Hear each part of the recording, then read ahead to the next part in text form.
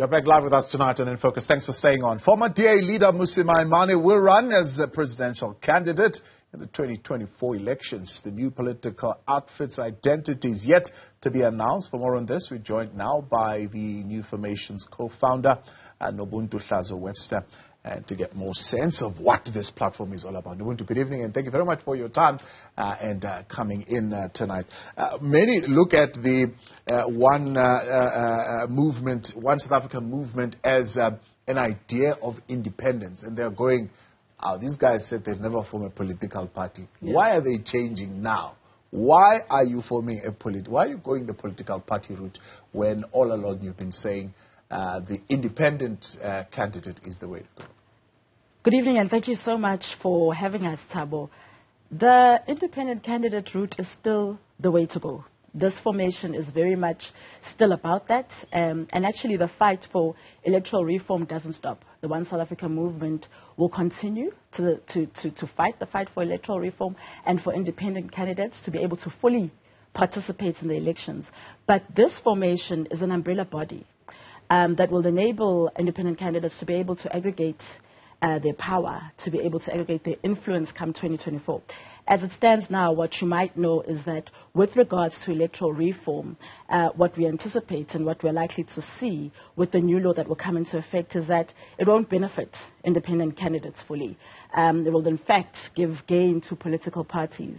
And so the way to move forward is for independent candidates to come together under an umbrella body in 2024, and for us to be able to get that power that is from the communities, to be able to give voice and power to communities, to be able to have their leaders contest in 2024. Yeah, tell me how you're going to aggregate that, but let's firstly stay with the parliamentary amendment electoral bill process. Have you completely lost faith in where the process is right now, hence you're going this way, because you were pushing for it, and did you get to a point where you thought, well, we don't like how they're handling this, and therefore we're going to go this way?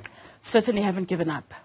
But it's very clear that the process is being manipulated. I mean, the ANC and other political parties who are in the opposition don't gain from independents having the same kind of opportunity to go into parliament. And so it's very clear that it's being manipulated, and it's very clear that it won't benefit independents. But we'll continue to fight. That fight continues because we want that full participation. When you say manipulated, you wanted all the 400 seats to be made available. Is that what you're saying? So in terms of how it stands now with the 200 proportional representation and 200 constituency, it means that independents will never have a chance of having all those 400, and so then it's not fully fair.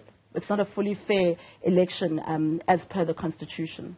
Yeah, and now what you're going for is almost a hybrid model, so to speak. So you would still have within the party those who will contest independently for those seats, but also you want the PR seats.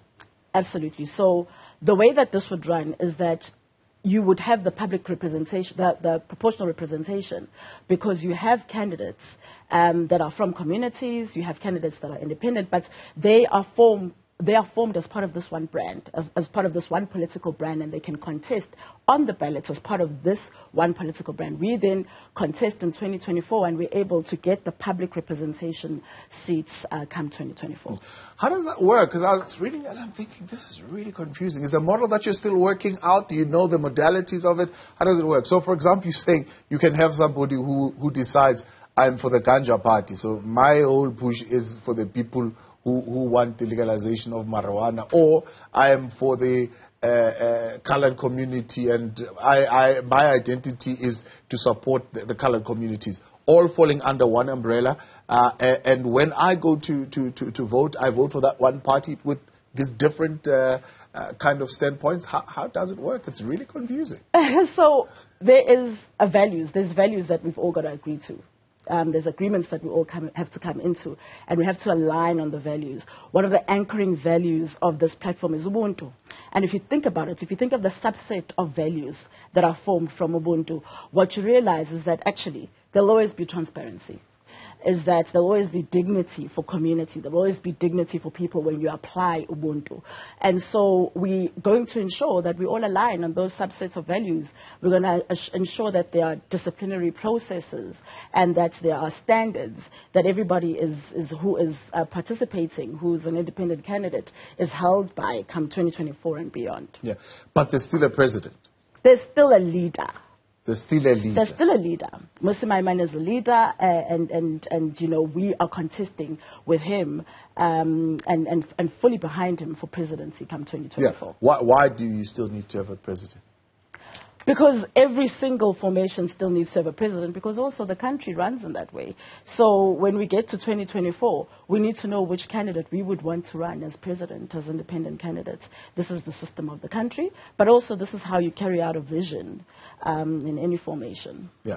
Do you think I mean, you pushed a lot around this independent candidate thing for the local government election. Do you think that experiment failed? It didn't work as well as you would have hoped it would? I think that the experiment hasn't gotten as far as we had hoped it would by now. We think that we still need to fight. We're not giving up. It still needs to go forward. We still need to fight for that right that is enshrined in the Constitution for every single South African to have the full right to participate and to run for elections. So it's not where we had hoped it would be, but we still continue. We still fight. Why a new platform? I can hear other people already asking, why couldn't you have looked at what is currently available there and you could have aligned yourself to that? From what you're hearing from me, I think you'll realize that this is not a traditional political party. This is not a formation that's running in the way that political parties generally run. And part of the reason for that is this idea and this notion of taking power back to the people.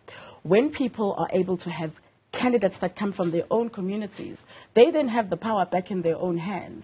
And this is what we want to do. This is not how political parties run. This is not how traditional political parties run.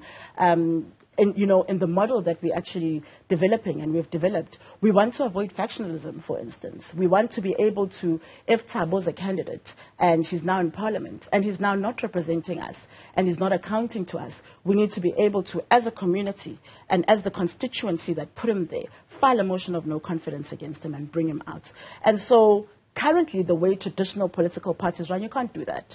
And citizens let go of their power the minute they've then voted in the committees and the structures in the political parties, who then will have their own needs and will be fulfilling their own needs through the party structures into government. Yeah. And so that's the reason. There's nothing right now. This is actually innovative, and it's what we need right now in South Africa. You're bringing chaos, man. How are you going to do this? You're going to have MPs that are literally running rogue. For example, if you've got the current setup that we've got now with local government, where there are coalitions and there have to be agreements within these coalitions, you'll have an MP that falls under your umbrella, but that is also independent, that makes their own decisions, and you would have come into an agreement in the coalition. How do you manage that kind of situation? But like I said, we're in agreement. We're in a memorandum of understanding, and we all are held to that agreement. But more than that, we have got people who represent communities. At the end of the day, if whatever that candidate is doing, that candidate represents a constituency, and that is democracy. And that constituency has the power within this model to withdraw that candidate if that candidate is no longer representing them or their needs. So it's not a political party. So it's not going to say like let the political party discipline this MP or this councillor because they're misbehaving. It's not to say there won't be disciplinary procedures, but the power, the ultimate power lies with the community and with the constituency that put the person there. That's democracy. Yeah. So the MP will be called to a DC and the MP will say, well, I hear what you're saying. Let me go back to my constituency. If I'm wrong, they'll vote me out. Absolutely. But that is true power to people. That is true power to people. That is true representation of people in parliament. And looking at the time frame and 2024 being just around the corner, you think you would have been able to set this structure and I suppose entrench this identity of this new platform within the electorate in that short space of time? No, absolutely. Also remember that with 1SA, we had independent candidates that contested in 2021. And so there are those communities and those candidates, of which some of them are councillors today.